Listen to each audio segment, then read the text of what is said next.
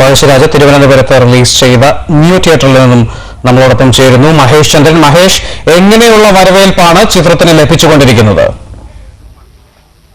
വളരെ ആവേശകരമായ വരവേൽപ്പാണ് രഞ്ജിത്ത് പഴശ്ശിരാജയ്ക്ക് തുടക്കം മുതൽ ലഭിച്ചിരിക്കുന്നത്. ഇപ്പോൾ സിനിമ തുടങ്ങിക്കഴിഞ്ഞിരിക്കുന്നു. 10 മണിയോടുകൂടിയാണ് സിനിമ തുടങ്ങിയത്. എന്നാൽ പുലർച്ചെ മുതൽ തന്നെ ആരാധകർ ഇവിടെ എത്തിയിരുന്നു. വൻ ജനക്കൂട്ടമാണ് തിരുവനന്തപുരം ന്യൂ തിയേറ്റർ മുതൽ ഉണ്ടായിരുന്നത്. തിരുവനന്തപുരം നഗരത്തിൽ മാത്രം 4 തിയേറ്ററുകളിലാണ് പഴശ്ശിരാജ റിലീസ് ചെയ്തിരിക്കുന്നത്. അതിൽ ഏറ്റവും വലിയ തിയേറ്ററാണ് ന്യൂ തിയേറ്റർ. അവിടെയാണ് ഞാൻ ഇപ്പോൾ ഉള്ളത്.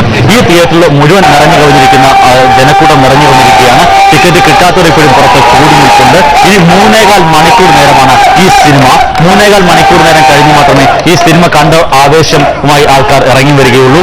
ഈ സിനിമ കാണാൻ വേണ്ടി നിൽക്കുന്ന ആൾക്കാർക്ക് ക്യൂ നിൽക്കുന്ന കാഴ്ചയും ഇപ്പോൾ നമുക്ക് കാണാനാവുന്നതാണ്. തിരുവനന്തപുരം ജില്ലയിൽ 11 തിയേറ്ററുകളിലാണ് ഈ കേരളവർമ്മ പഴശ്ശിരാജ എന്ന ഈ ബിഗ് ബഡ്ജറ്റ് സിനിമ റിലീസ് ചെയ്തിരിക്കുന്നത്. ഇപ്പോൾ ഇവിടെയെല്ലാം സിനിമ തുടങ്ങിയിരിക്കുന്നു. 10 മണിയോടുകൂടിയാണ് ഷോ എല്ലായിടത്തും ആരംഭിച്ചിരിക്കുന്നത്. കേരളത്തിലെ മലയാള സിനിമ ഇന്നേ വരെ കണ്ടിട്ടുള്ളത് വെച്ച് ഏറ്റവും മുടക്കമുള്ള 27 കോടി രൂപ മുടക്കിയ സിനിമയാണ്. അതൊരു ചരിത്ര പുരുഷനെ കുറിച്ചുള്ള ഒരു അനുസ്മരണമായി ഓർമ്മക്കുറിപ്പായി മാറുന്ന സിനിമ.